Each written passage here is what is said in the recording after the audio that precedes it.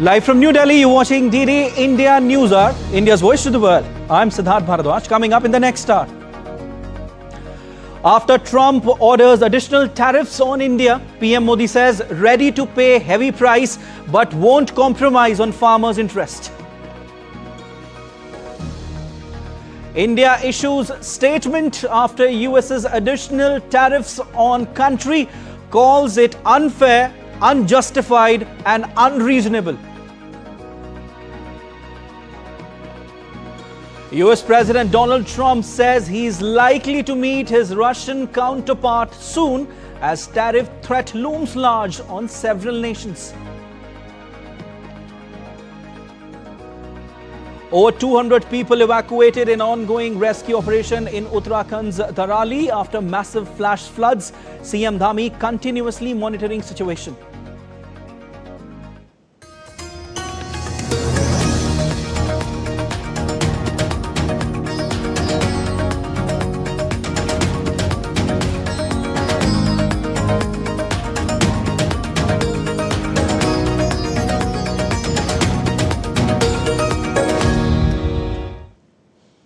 Prime Minister Narendra Modi on Thursday reiterated India's stance of never compromising the interests of its farmers, even if it means facing economic consequences. PM Modi stressed that government has recognized farmers' strength as the foundation of the nation's progress. हमारे लिए अपने किसानों का हित सर्वोच्च प्राथमिकता है। भारत अपने किसानों के, पशुपालकों के और मछुआरे भाई बहनों के हितों के साथ कभी भी समझौता नहीं करेगा। मैं जानता हूं व्यक्तिगत रूप से मुझे बहुत बड़ी कीमत चुकानी पड़ेगी, लेकिन मैं इसके लिए तैयार हूं। मेरे देश के किसानों के लिए, मेरे देश के मछुआरों के लिए, मेरे देश के पशुपालकों के लिए आज भारत तैयार है। A firm and direct message from Prime Minister Narendra Modi to those trying to pressure India. Reaffirming his unwavering commitment to national interests, Prime Minister Modi made this declaration during an event dedicated to a man who led India's Green Revolution and made the nation self-reliant in food production. Professor M.S. Swaminathan मां भारती के सपूत थे। उन्होंने विज्ञान को जन सेवा का माध्यम बनाया। उन्होंने वो चेतना जागृत की जो आने वाली कई सदियों तक भारत की नीतियों और प्राथमिकताओं को दिशा देती रहेगी। Inaugurating the M.S. Swaminathan Centenary International Conference, Prime Minister Narendra Modi also released a commemorative coin and a postage stamp to mark the occasion. The theme of the conference was Evergreen Revolution, the Pathways for Biohappiness. आज दुनिया भर में biodiversity को लेकर चर्चा होती है। इसे सुरक्षित रखने के लिए सरकारें अनेक कदम उठा रही हैं, लेकिन डॉक्टर स्वामीनाथन ने एक कदम आगे बढ़ते हुए बायो हैप्पीनेस का आइडिया दिया।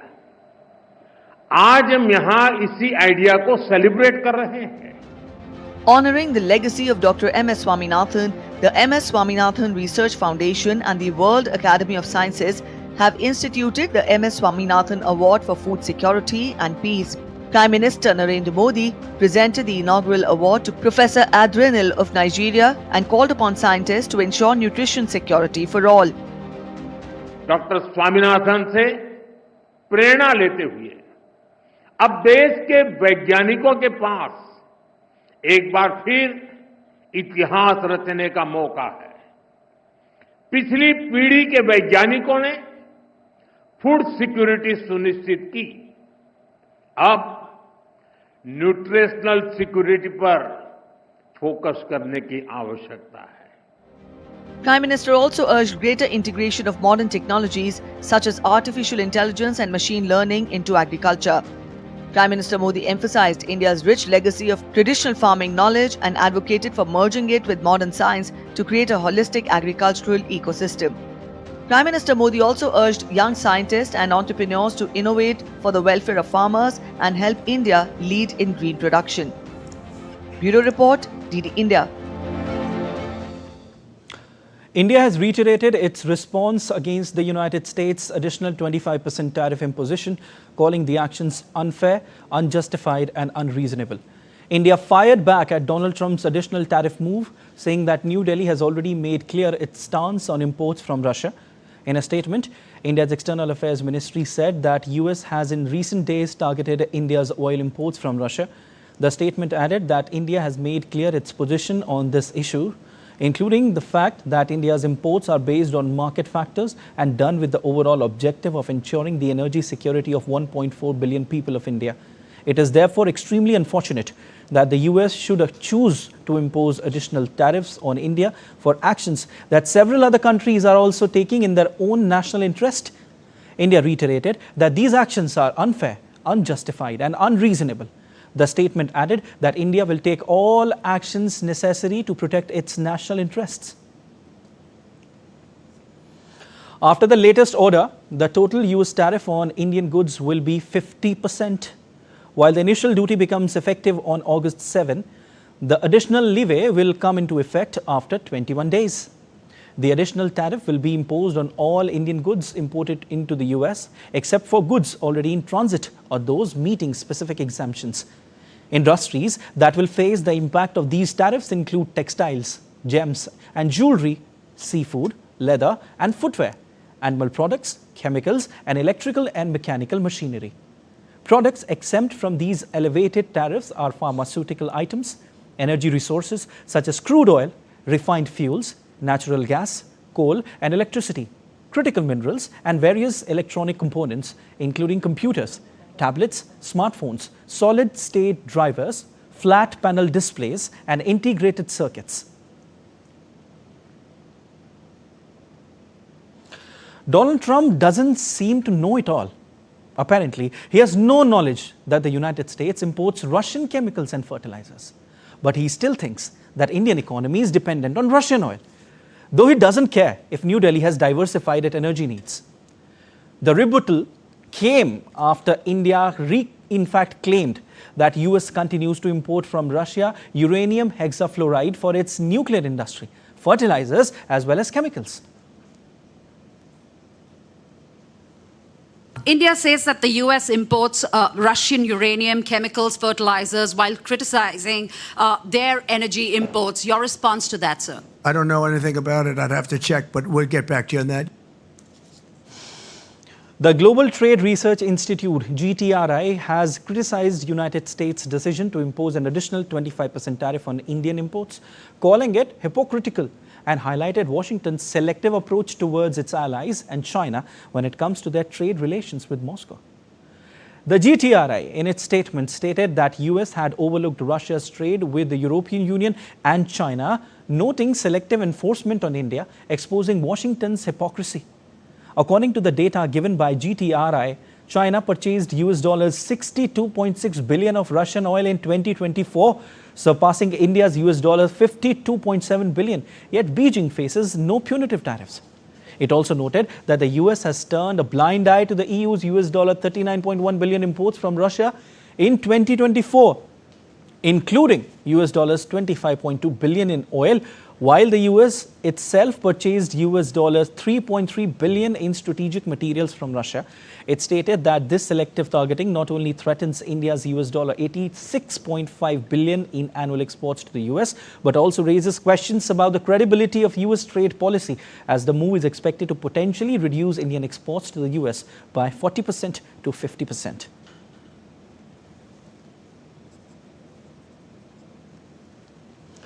In a major sign of growing global influence of Prime Minister Narendra Modi, Brazilian President Lula da Silva plans to call him on Thursday to discuss the high tariffs being imposed by US on many countries of the global south, including India and Brazil. President Lula is also seeking more business and trade with India. And DD India correspondent Shobhan Saxena reports from Sao Paulo. Even as Brazil faces 50% tariff on its exports to the US, President Lula da Silva of Brazil is refusing to call US President Donald Trump to discuss the issue. Instead, the Brazilian leader has said he is looking forward to enhancing trade relations with countries like India. On Wednesday, in an important announcement, President Lula said he would call Prime Minister Narendra Modi of India to discuss the tariff issue and also to develop a common strategy to tackle the pressure coming from Washington. President Lula's call with PM Modi is expected to be followed by discussions with other members of the BRICS group as Brazil tries to buffer the impact of rising US protectionism. The Brazilian leader enjoys a great personal chemistry with the Indian Prime Minister, who has visited Brazil twice in recent times, for the G20 summit in November 2024 and for the BRICS meeting in July this year. Brazil currently holds the BRICS presidency. It will be India's turn to host the summit in 2026.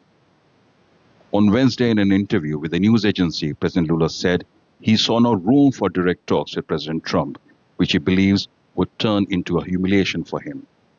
He also said that the President of the United States trying to dictate rules for a sovereign country like Brazil is unacceptable to him. On the other hand, President Lula is quite optimistic about close relations with India. During PM Modi's state visit to Brasilia on July 8 this year, President Lula had said his country aims to triple trade flows with India from $12 billion last year. Now all eyes of the world are on the Indian Prime Minister as he gets an important call from a strategic partner. All right. Joining me today on the broadcast is Professor Rakesh Mohan. He is Vice Chancellor, IIFT. Professor, a very warm welcome to the broadcast. We'll discuss a lot of things today, including the double standards by Washington. Sir, a few days back, we were just discussing that US has imposed 25% tariff on India. And we were just talking about it, and suddenly we got to know that 25% additional tariff has been imposed on India. These are certainly double standards. You know, ME has also put out a statement. But we'll come to that little later. Prime Minister Modi today said that country will not at all compromise on the interests of farmers, no matter what, and is also ready to pay a heavy price if need be. What's your assessment? Number one, that what you talked about is that US put, say, 26% tariff, then, halted it to 10%, then 25%, and then yesterday another 25%. So something which is very predictable about President Donald Trump is his unpredictability and uncertainty. What he does today, we are absolutely not aware what is going to, his stance tomorrow. Very importantly, that the way US is pressuring India on agriculture, and the Prime Minister today made very clear that America is the largest exporter of agro product on the earth, accounting for almost 8.2% of the market share, wherein India as a very meager player, we export only 2.3% of the world agro product. So we are nowhere. Another thing is America, only 1.5% of its population is dependent on agriculture, while in India it is 55%. And therefore, what Prime Minister talked today makes a lot of sense, that India under no circumstance take risks with the people of this country. Otherwise, if you see India with a population of 1.46 billion people is much larger than in America in terms of the population, and therefore it's a matter of livelihood for our people, and therefore you have seen the Prime Minister has made it, I think, amply clear now that we cannot take any risk with our agriculture, and I'm sure that the same stance was taken by the Indian negotiators in our bilateral trade negotiations as well. This is a stand which Prime Minister is not taken today, but it's our India's consistent stand. We are very stable. India is very stable, unlike unstable policies of United States of America. We made so many trade agreements. We made with Australia, we made with UAE, we made with EFTA, we made with UK. In all these agreements, agriculture and dairy has been kept away. And therefore, pressurizing India on agriculture would be difficult. And I'm very sure that you will recall that India did not sign a trade agreement with RCEP only and only because of agriculture and dairy issues. And therefore, what Prime Minister talks about is, the livelihood of the people dependent on agriculture. And therefore, Prime Minister has also talked of that India is in the process of developing a comprehensive, holistic strategy to boost our production, make us self-sufficient, diversify the markets, and implement it, aptly so as to, steer through successfully through this worldwide economic turbulence created by President Donald Trump. You also mentioned, sir, the bilateral trade between US and India. Currently, in the current scenario, it somewhere stands at around $193 billion. And as far as the trade talk negotiations are concerned, it has reached a deadlock. What do you make of it? What is your reaction on that? The relations, when it comes to the trade talk negotiations, have already been soured. Do you have anything to say on that, sir? No, trade talk, trade is very different. Trade talk is basically based on the empirical data. Trade talk is depend on the empirical data analysis. Indian negotiators, our stand on that is very, very sound. Let's not go by the political rhetorics of President Donald Trump or any other, the political leaders. Trade talk is absolutely, I'm not aware of, but trade talk takes place. At least Indian trade talk takes place, and I'm sure for all other countries, is basically on facts and figures and data analysis. So I think despite of political relation our political relation do play an important role in trade talk. But I think under the today's uncertainty, wherein India perceived to be a friend of America, both by Americans and both by Indians. India is the largest country. India is a transparent market. India is a democratic country. But the economies which are non-market economies which are, non-democratic economies, such as China and Russia, no tariff is imposed on them. Tariff is imposed on India. Tariff on India today, if you look into 25 plus 25 is 50% tariff imposed, wherein Pakistan you impose only 19% tariff. So, these are some, So why these double standards, sir? Why these double standards? Why the United States is going soft on countries like China, and you just mentioned Pakistan? Why these double standards?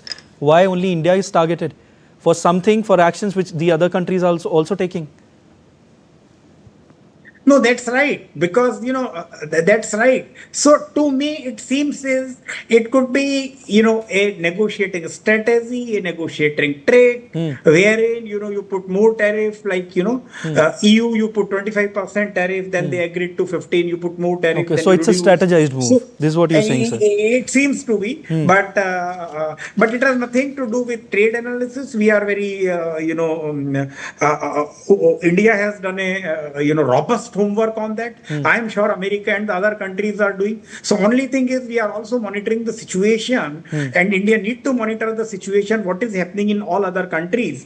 And, we need to be very dynamic in terms of our trade strategy. Okay. And which I am sure the government is doing. Okay, sir, as soon as Trump imposed additional tariffs on India, the Ministry of External Affairs came out with a sharp rebuttal, calling it as unfair, unjustified and unreasonable. How do you react to that? What's your analysis? No, Ministry of External Affairs and all Government of India ministries they are very, very, very, very stable, and they make a very, very measured statement. Unlike all other countries which reacted, like say Brazil, Canada and China, soon after the Trump imposed tariff on its April 2, India never reacted. India even did not react when last time, the US imposed 25% tariff. So our, response has been very, very measured. And today also what you are seeing, the MEA's response is that wherein, the MEA has talked about that it is very, very unfair and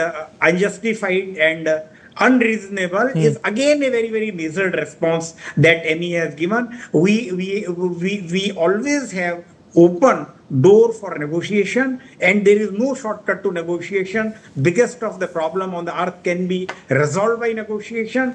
I personally feel that the tariff what is being imposed by US today and are not going to be, last, eternally. Okay. So all these things have got a time period where I think it could be last.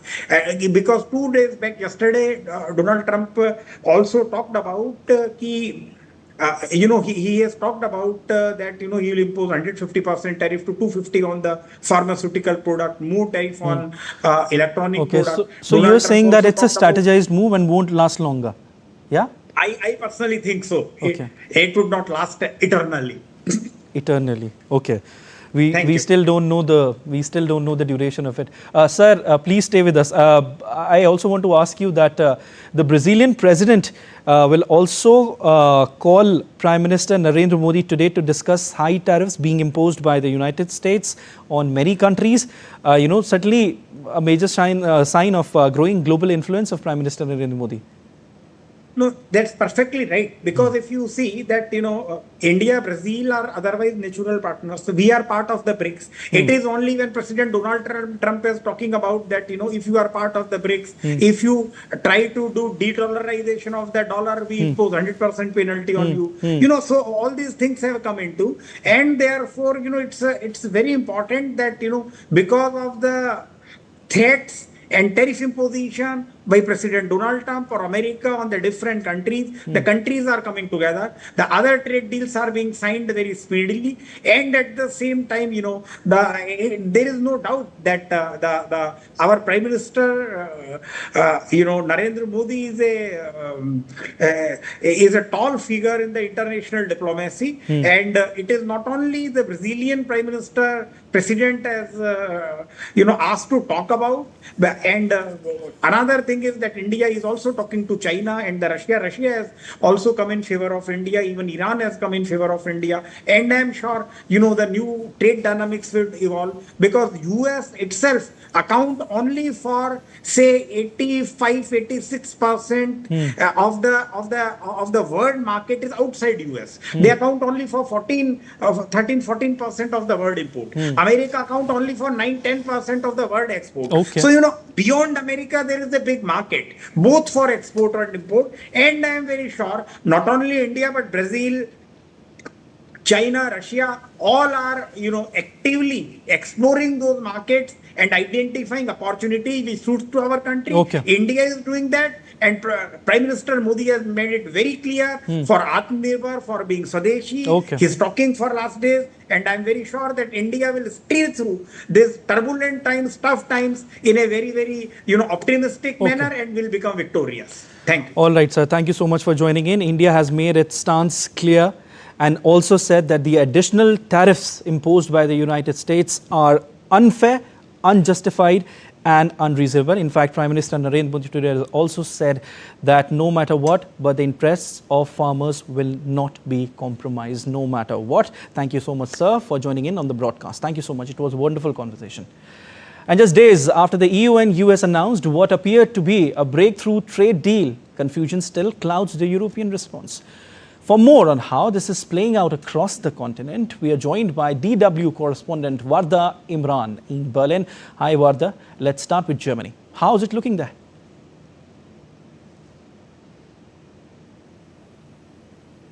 Thanks for having me.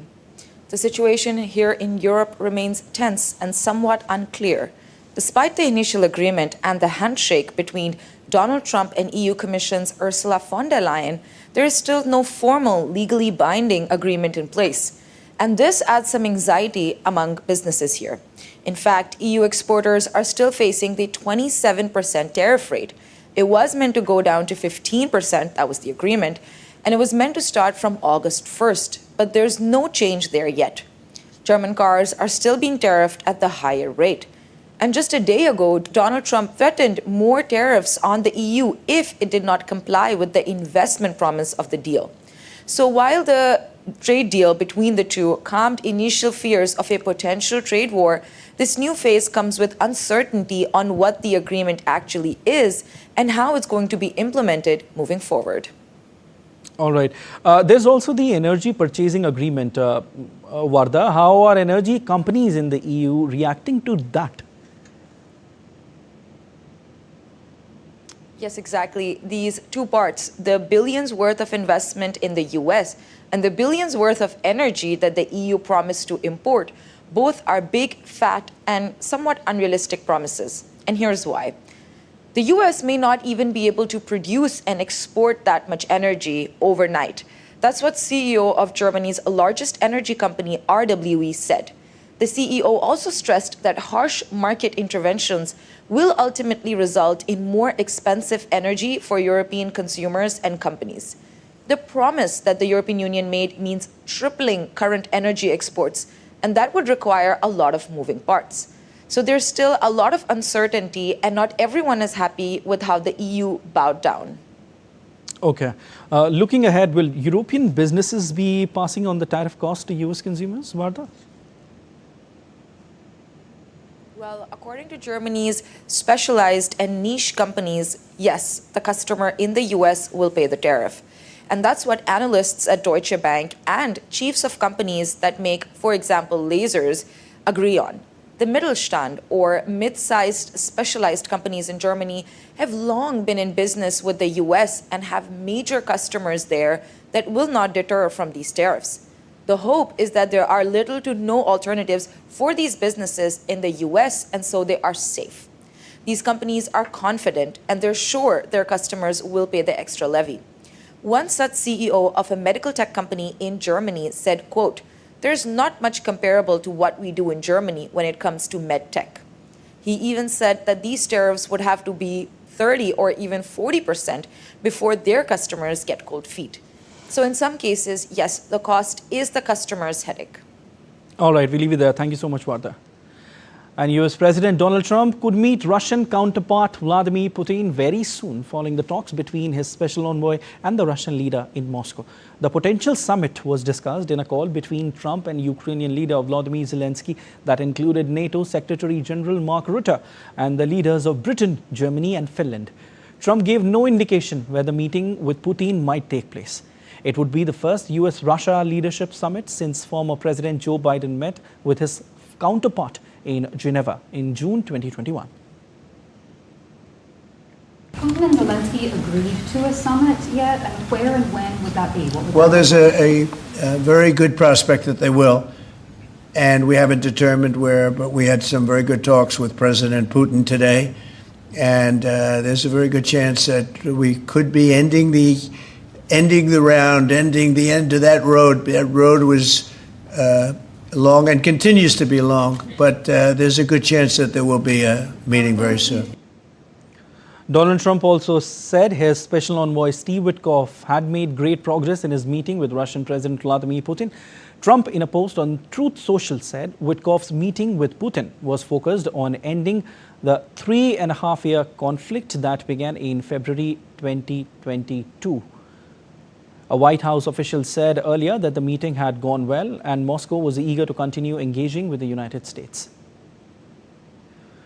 Witkoff met Putin for around 3 hours on a last-minute mission to seek a breakthrough in the Russia-Ukraine.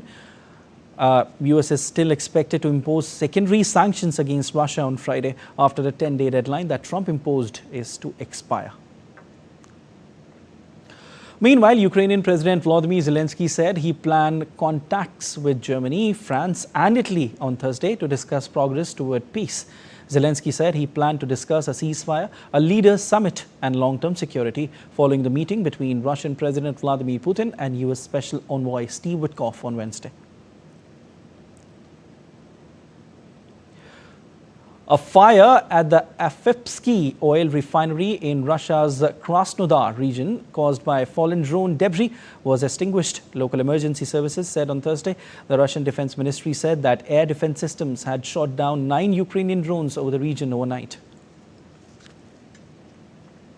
And let's take a look at other stories making news around the world. South Korea and the United States will conduct major joint military drills starting from 18th of August.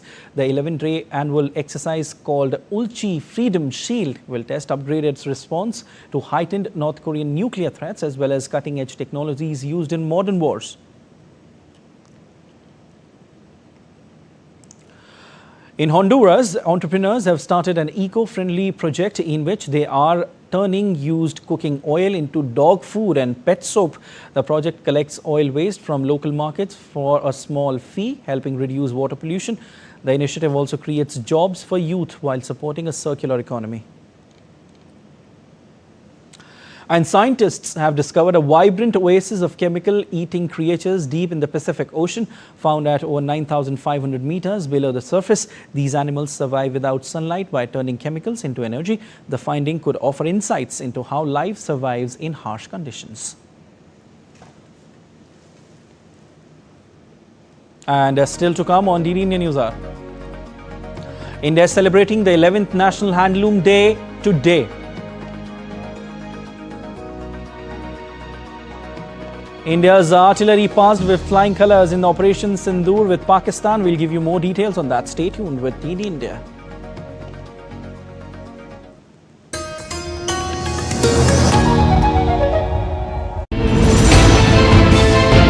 Geopolitics and trade deals. Economic challenges amid development. Hard work and the path to prosperity. It's the economy always. Between walkers, money is what money does and says. Supply creates its own demand. Between the bulls pulls and bears tears. When supply chains globalization and India rises to the podium. We'll get you centered with the economic brief at 8 p.m. every Thursday on DD India.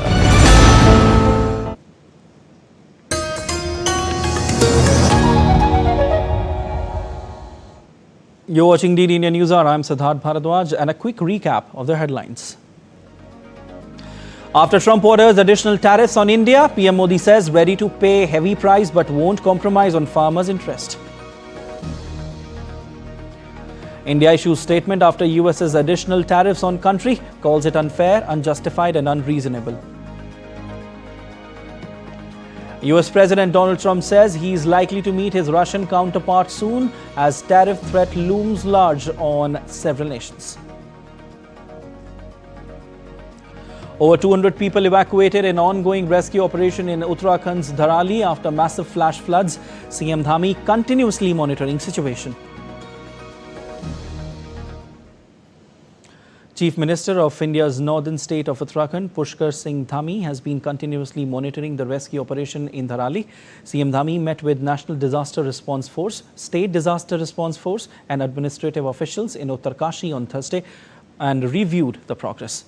Dhami also instructed to make the heli rescue operation started in the affected areas from this morning more effective.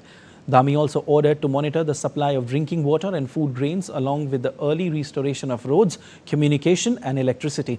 He also appreciated the dedication of all the rescue teams. Earlier, Dhami held a late-night meeting with rescue officials of National Disaster Response Force and Indo-Tibetan Border Police in Uttarkashi. अब ये जो धराली में आपदा आई है उसके लिए हमारी टीमें लगभग 4 टीमें हैं, लेकिन चूंकि रास्ता जैसा सबको मालूम है कि सड़क टूटी होने की वजह से नहीं पहुंच पाए हैं, लेकिन कल जो हेलीकॉप्टर्स के माध्यम से 35 लोग पहुंच चुके हैं और अभी हमारे जो मॉर्निंग से आप देख रहे हैं हेलीकॉप्टर्स जाने शुरू हैं, उसमें हमारे लोगों की आवागमन शुरू हो गई है। साथ ही वहां पर जो कम्युनिकेशन का इशू था, आज सुबह ही हमारा जो एक QDA होता है उसने भी काम करना शुरू कर दिया। कुछ सैटेलाइट फोन भी हमारे वहां पे काम कर रहे हैं, जो कि इस ऑपरेशन में एक बहुत बड़ी मददगार साबित होगी। CM Pushkar Singh Dhami also held a meeting with the district magistrates of the state and instructed them to shift the people living on the banks of rivers and drains to other places. The Indian Air Force has also initiated a joint rescue and relief operation as flash flood in Uttarkashi's Harshil has left the region isolated.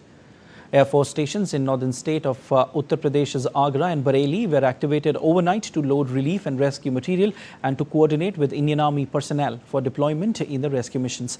Despite dense fog and persistent rainfall hampering flight operations in the morning hours, the IAF stated that a brief improvement in visibility is being utilized to conduct sorties.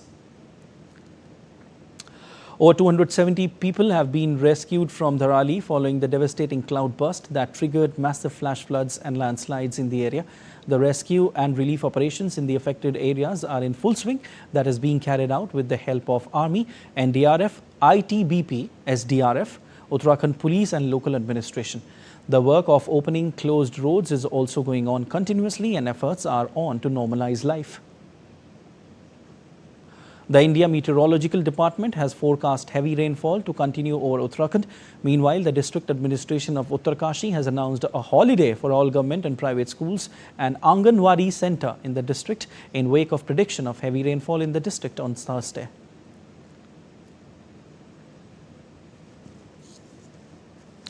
And DD India's Kanchan Negi joins us on the story. Hi Kanchan, a very good afternoon. How's the rest? Good afternoon. Yeah, can you just give us the details on how is the rescue operation going on? Well, Siddharth, till now, 274 people have been rescued. The Indian Army has significantly intensified its humanitarian assistance and disaster relief operations in the cloudburst affected region of Darali near Harsil, Uttarakhand. Over 225 troops, including specialized engineer and medical teams, are on ground, Siddharth, conducting rescue and relief tasks under extremely challenging conditions. Rescue efforts are being actively supported by drones for aerial reconnaissance and locating stranded individuals in inaccessible areas. 2 helipads at Harsil and Nilong are operational, enabling rapid troop induction and casual evacuation.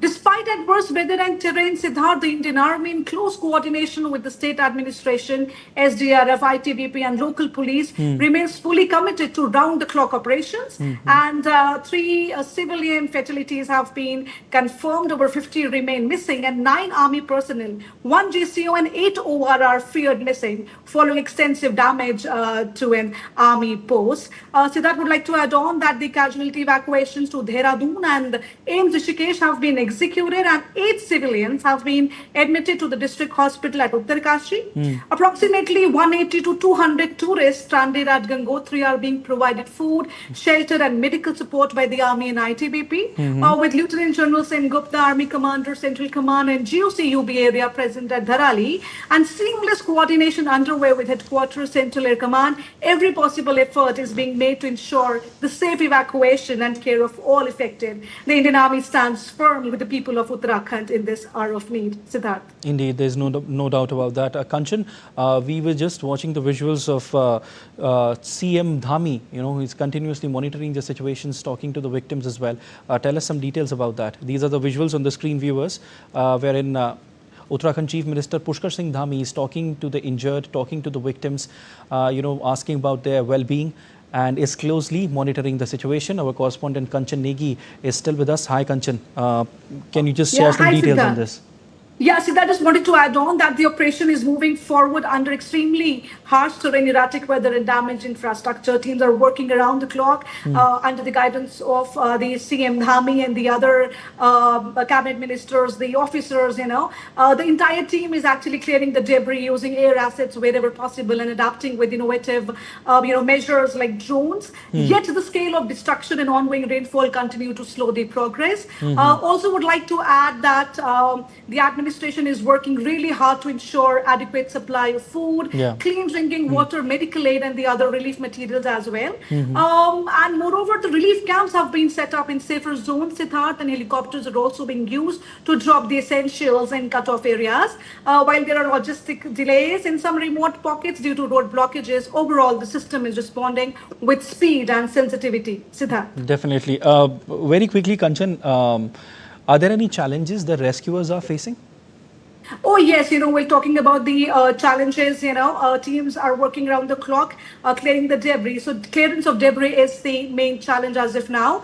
The terrain in Uttarkashi is rugged and unstable, Siddharth, and recent heavy rainfall has led to blocked roads and landslides and strong water currents. Communication lines to some extent in some remote areas have been disrupted, making coordination more difficult. And additionally, there is constant risk of further landslides and rain-triggered events, which has made rescue work both risky and slow in certain pockets, though. Siddharth. All right. Thank you so much, Kanchan, for all those crucial updates. We leave it there. This is developing, but we'll keep taking updates from you. Chief of the Australian Army, Lieutenant General Simon Stewart, is scheduled to visit India from August 10 to 14, where he will engage in high-level discussions with General Upendra Dwivedi, Chief of the Army Staff, Indian Army and other senior officials of Ministry of Defence. Operational cooperation between the Indian Army and the Australian Army has grown steadily over the recent years. Exercise Austra-Hind, launched in 2016, remains the flagship bilateral field training exercise between the two armies. The next edition is scheduled in Australia in November 2025, further strengthening interoperability under realistic terrain scenarios. Lieutenant General Simon Stewart's visit to India reflects the Indian Army's rising profile as a credible partner in the Indo-Pacific and its commitment to shaping collective preparedness through meaningful cooperation. As both armies engage in frank and forward-looking discussions, the visit is expected to consolidate operational synergy and strategic trust, laying the groundwork for the next phase of army-to-army collaboration in the region. India's artillery passed with flying colours in Operation Sindoor with Pakistan. The Made in India Dhanush artillery gun system is in service with the Army's artillery units since 2019. Our correspondent Nandita Daga travelled to Dras at the LOC and filed this report. The Dhanush artillery gun system, completely made in India, designed and developed in India. Designed by our DRDO and manufactured by ordnance factories. This howitzer gun with 155mm caliber has a range of almost 50 kilometers, and therefore on our northern borders with China and on our western borders with Pakistan, Dhanush artillery gun system can be a game changer. The barrel of this 155mm caliber howitzer can rotate 360 degrees, means like that, completes a full circle. And of course it can lower or increase its angle. It has an angle of high angle of above 60 degrees. It moves not just self-propelled, but also it is towed by the field artillery tractors, which are vehicles which will tow it. So on the towed mode and self-propelled mode, a computer on board, inertial navigation system, so that it can give the coordinates of the target very, very accurately. An example of Make in India, Atmanirbhar Bharat, as we say in Hindi, or self-reliant India. Made in India howitzer Dhanush can be a game changer in the next war that India fights. You must have seen this Polaris all-terrain vehicle on TV. The army has acquired this Polaris all-terrain vehicle for climbing steep gradients. Up to 40 degrees of incline can be climbed by the army, where its usual Mahindra Scorpios and its gypsies cannot traverse that terrain. This Polaris ATV vehicle, they were imported earlier, but now they are being built in India by JSW Industries with camera person Manmohan in the Dras sector. This is Nandita Dagar for DD India. Wonderful report filed by our correspondent Nandita Dagar, reflecting how Made in India weapons are, getting inducted in to the Indian Army, and how they are helping when it comes to the situations, the warlike situations. Well, India is celebrating the 11th National Handloom Day today. And on the occasion, 3-day India International Hand-Woven Expo begins at Bharat Mandapam in New Delhi from today. The Handloom Export Promotion Council is organizing the B2B event, which aims to showcase the rich legacy, innovation and global potential of Indian handlooms, providing a platform for weavers, exporters, international buyers and other stakeholders. About 100 overseas trade visitors from prominent textile importing countries and 200 exhibitors from all over India are participating in the expo. Handloom Day was also celebrated in Uttar Pradesh's Gorakhpur. It was inaugurated by Mayor Dr. Manglesh Srivastav. During the program, the mayor appealed to use the products made from handloom in their lives and also honored the weavers who did excellent work by giving them mementos. And let's take a look at other stories making news. The Election Commission of India has notified the schedule of vice presidential election. The commission, through a separate notification, also appointed returning and assistant returning officers for the election. The commission has mentioned September 9 as the scheduled day for the VP poll. India is set to celebrate the Hindu festival of Rakhi, also known as Raksha Bandhan, on 9th of August. The festival has deep-rooted mythological and historic significance. It is believed that tying a sacred thread around the wrists of brothers protects them from all dangers, and in return they ensure safety and well-being of their sisters. Union Minister for Women and Child Development, Annapurna Devi, inaugurated the second edition of UN Women's flagship capacity building program. She leads second workshop for women leaders in New Delhi on Thursday.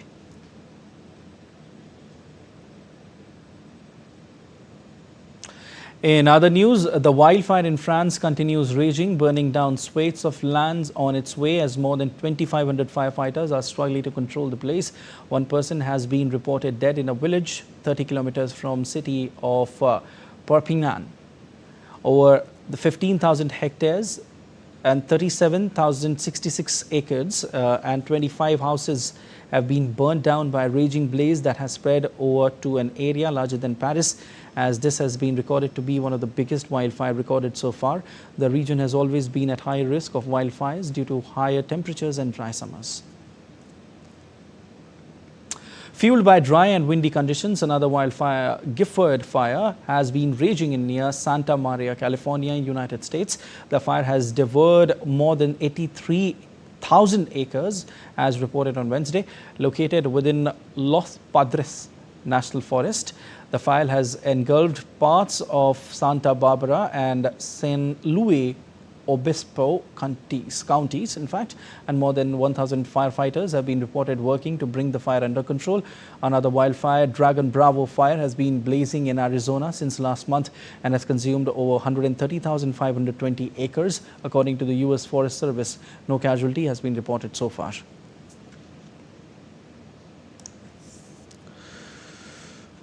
One of the most active volcanoes of the world, Mount Kilauea of Hawaii, erupted on Wednesday, spewing volcanic gases and lava that was being collected by geologists for further research and study. The eruption continued for many hours within the day. The volcano has been showing activity since 2024 at intermittent intervals. And still to come on DD Indian News Hour. Taiwanese chip-making giant TSMC exempted from Trump's to-be-soon-announced 100% semiconductor and chip tariff. Victoria Mboko sets a final against Naomi Osaka in the Canadian Open. Inter Miami storms into the League's Cup 2025 quarterfinals.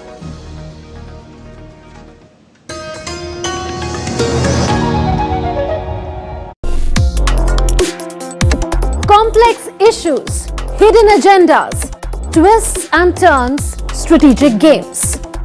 We think all dots are linked. We just need to connect them. Join me every week as I connect the dots to unravel hidden designs in statecraft, mysteries, and decode issues that matter to you. Watch Connecting the Dots with me at these times on DD India.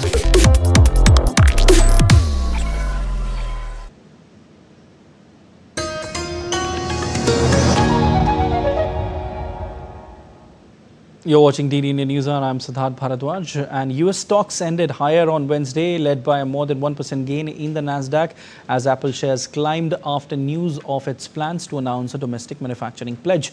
S&P 500 gained 46.06 points to end at 6,344.67 points, while the NASDAQ Composite gained 251.97 points to settle at 21,168.52. European shares also ticked higher on Thursday with corporate earnings in full swing. The pan-European Stoxx 600 rose 0.2% with most major regional bourses trending in the green. In fact, trading in the green, while Britain's blue chip FTSE 100 was down 0.2%. Asian equities rose on Thursday with Japanese shares hitting a record high. Japan's Topix rose 0.9% to reach the all-time high, with more tech-focused Nikkei also gaining by about the same margin at its highest point. US President Donald Trump will be imposing a 100% tariff on computer chips and semiconductors, but he is sparing companies that manufacture computer chips in his home country. Also, Taiwanese chip-making giant TSMC has been exempted from Trump's 100% tariff as it has factories in the United States. A report.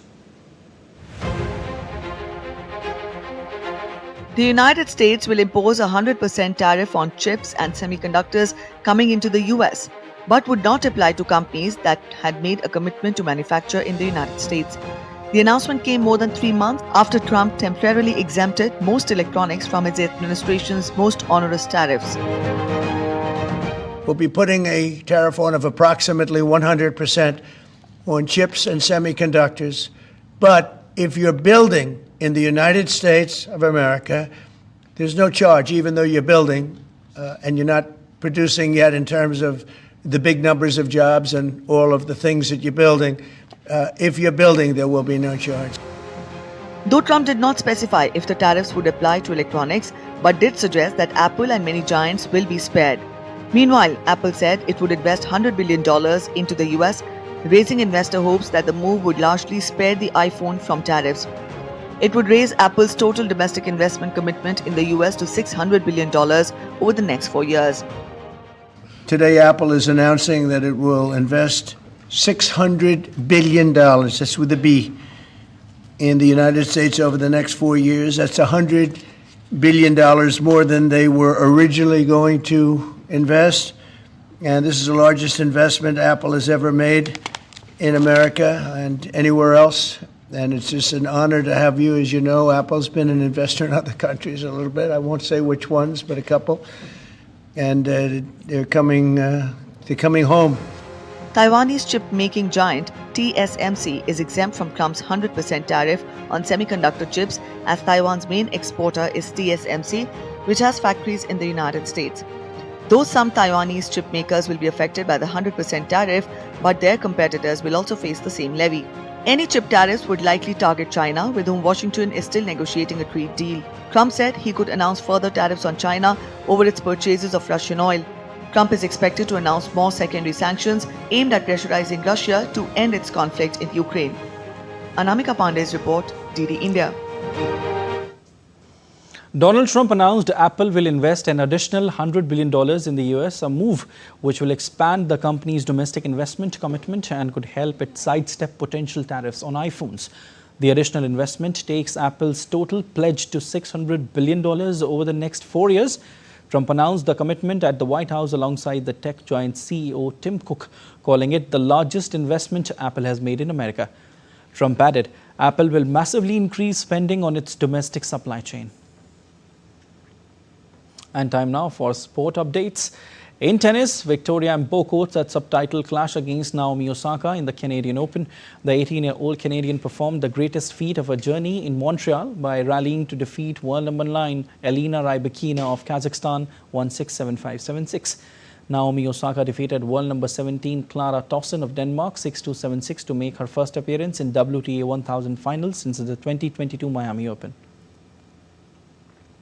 The US Open on Wednesday announced that $90 million in prize money will be on offer at this year's final major, marking the largest purse in tennis history, up 20% from 2024. The US Open prize pool is up from $75 million in 2024, the previous highest ever purse.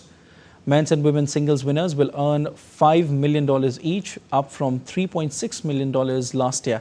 The increase in prize money comes as the sport's leading players have been in discussions with each of the 4 major tournaments in a bid to receive a higher percentage of revenues at the US Open, Wimbledon, French Open and Australian Open.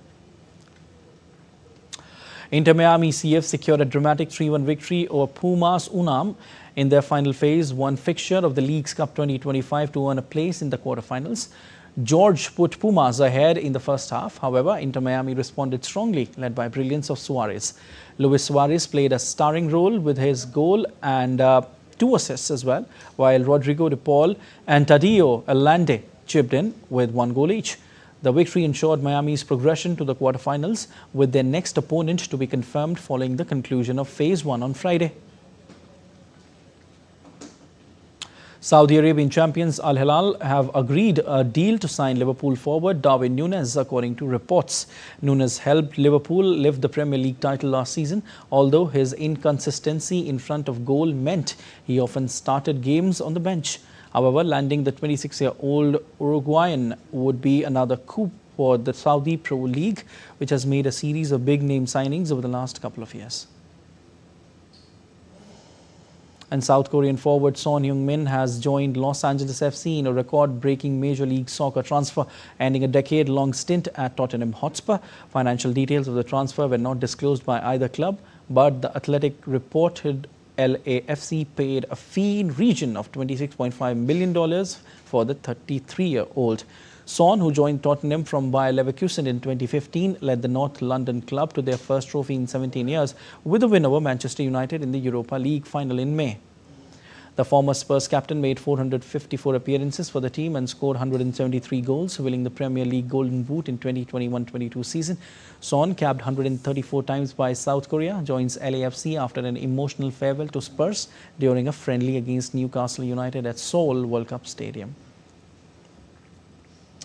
India's Ministry of Culture is set to launch a week-long cleanliness campaign titled Har Ghar Tiranga, Har Ghar Swachhata from August 8 to 15 in celebration of Independence Day.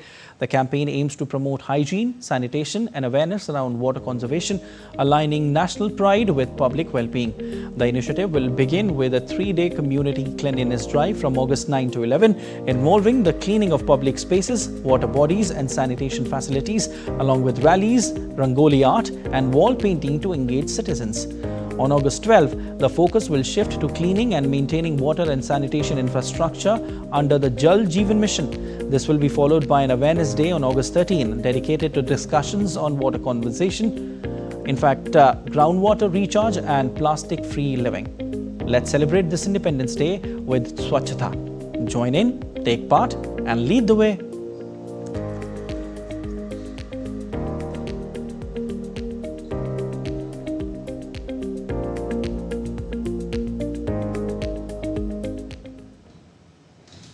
Don't forget to join in.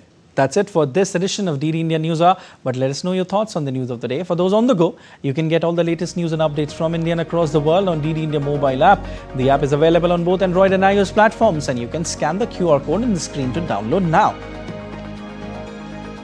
We'll be back with more news as it breaks here on DD India. I'm Siddharth Bharadwaj from all of us here in Delhi. Thanks for watching DD India News Hour.